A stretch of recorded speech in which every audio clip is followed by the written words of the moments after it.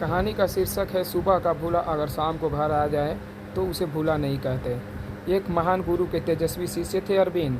ब्राह्मण थे इसलिए भिक्षा मांगकर जीवन यापन करते थे। नित्य सुबह भिक्षा के लिए जाते और केवल उतना ही लेते जितने की ज़रूरत हो। उनके इस स्वभाव से सभी बहुत प्रभावित थे और इसी कारण वो एक प्रिय शिष्य थे। एक बार अरविंद भिक्षा के लिए नगर में सेठ के घर गए और जोर से आवाज़ लगाई, भवती शिक्षाम देहि। यह सुन एक सुंदर कन्या बाहर आई जिसने अरविंद को भिक्षा दी। उसकी सुंदरता देख अरविंद चकित रह गया। उसकी नज़र कन्या से हट ही नहीं रही थी। अपने आश्रम में जाकर भी अरविंद को हर समय कन्या की वो मोहिनी छवि दिखाई दे रही थी। उनका मन दीक्षा से ज़्यादा भिक्षा में लग गया और वे नित प्रतिदिन नगर में सेठ के घर भिक्षा लेने जाने लगे। अरविंद भी एक सुडौल शरीर के तेजस्वी थे। कन्या के मन को भी अरविंद भाने लगा। एक दिन कन्या सब छोड़ अरविंद के साथ चली गई। दोनों प्रेम के मुंह में जीने लगे। अरविंद के पास जो भी था वो सब खत्म हो गया। उनके इस व्यवहार के कारण उनकी छवि भी खराब हुई और सभी अरविंद से दूर हो गए। जिसका आभास तक अरविंद को न था, वो बस मोहिनी के प्रेम में पड़े हुए थे। अब जीवन यापन मुश्किल हो गया।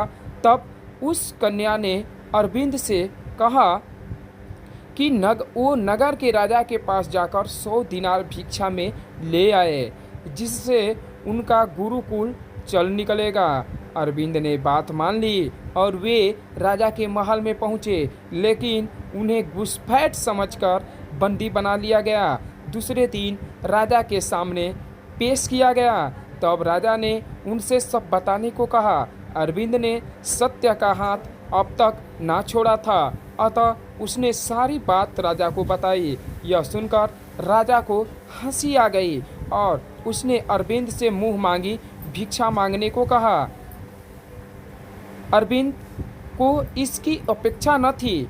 उसके मन में लालच आ गया। उसे लगा अच्छा अवसर है, इतना मांग लेना चाहिए कि जीवन पूरा बिना कार्य के कट जाए। और उसने बिना विचार किए राजा से उनका राजपाट ही मांग डाला। यह सुनकर सभी सभासद आश्चर्यचकित रह गए। राजा ने हंसकर कहा, हे भिक्षुक, आप जैसा कहते हैं वही होगा। आज से इस राज्य के राजा आप हैं। मैं और मेरा परिवार अब से वन में वास करेंगे। यह सुनकर अरविंद सन्न रह गया। उसे राजा के ऐसे उत्तर की कल्पना नहीं थी। तब अरविंद को एहसास हुआ कि यह सब ऐसो आराम, भोग, विलास एवं कामुकता आदि क्षणिक है। मनुष्य की महानता उसके कर्म में है। इस घटना से अरविंद को अपने ज्ञान का पुनः आभास हुआ और उसने राजा से हाथ जोड़ क्षमा मांगी और उनका राज्यपाट लौटा दिया और स्वयं वापस जाकर अपनी मेहनत से जीवन यापन करने लगा और उसे पुनः सबका प्रेम मिला। इस पर कहा गया कि सुबह का भूला अगर शाम को घर आ जाए तो उसे भूला नहीं कहते। यह कहानी इस कहावत को चरितार्थ करती है। आज के समय में मनुष्य कामुकता के पीछे इस कदर भाग रहा है कि उसे अच्छे बुरे मान सम्मान का भान तक नहीं रह गया है और अगर समय रहते इसका उपाय न किया जाए तो उस मनुष्य का पतन निश्चित है। किसी भी स्थिति में